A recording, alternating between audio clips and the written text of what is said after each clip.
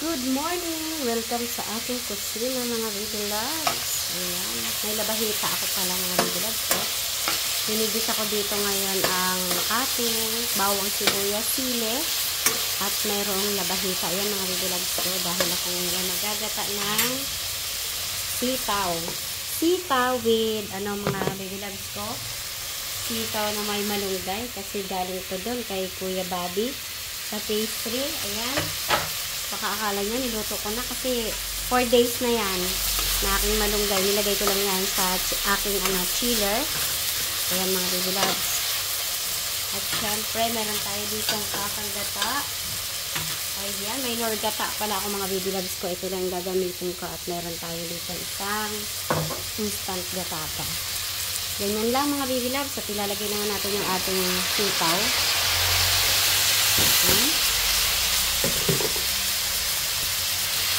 Ayan ang baby loves. Gisa-gisa lang natin ito. Ayan. Kukuha ko ng paminta. Ayan mga baby loves. May paminta na yan. Ayan. Nilagyan akong paminta. At lagyan natin ng konting asin. Ayan. At ilalagay na natin yung ating gata. Nor gata yan mga baby loves. Ayan. Medyo papalambutin lang natin yan. Dahil ilalagay natin yung ating pag naluto-luto na yan, saka natin ilalagay yung ating malunggay.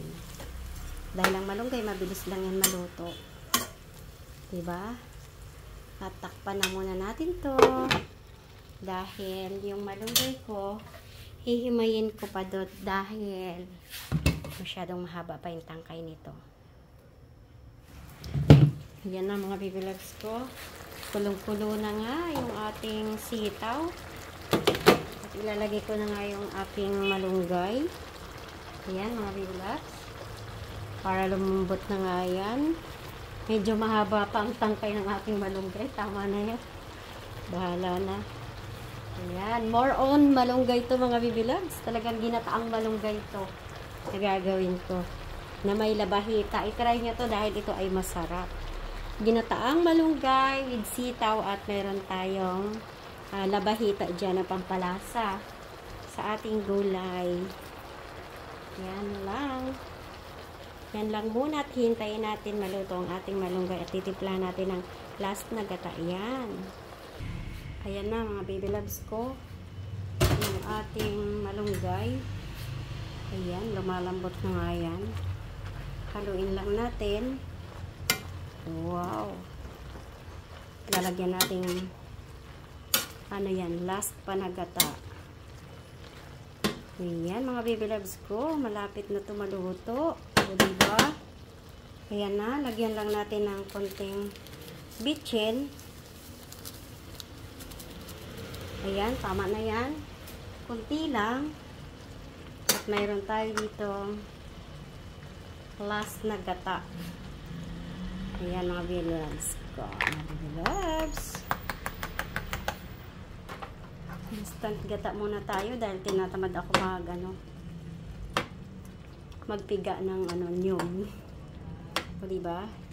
Ayan, papatuyo-tuyin lang natin yung ating instant gata dyan dahil pwede na yan mga baby loves ko. Kita nyo? Ngayon, meron akong pinapakulon dito.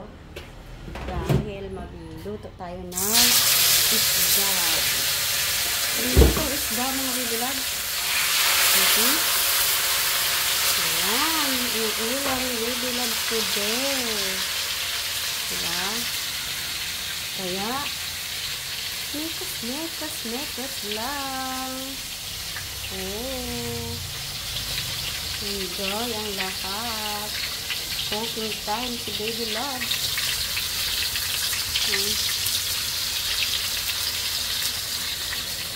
Ayan, mainit ng cellphone ko. Hanggang dito na lang muna mga baby loves ko. Salamat kung nag-enjoy, pa-comment and share. Bye-bye!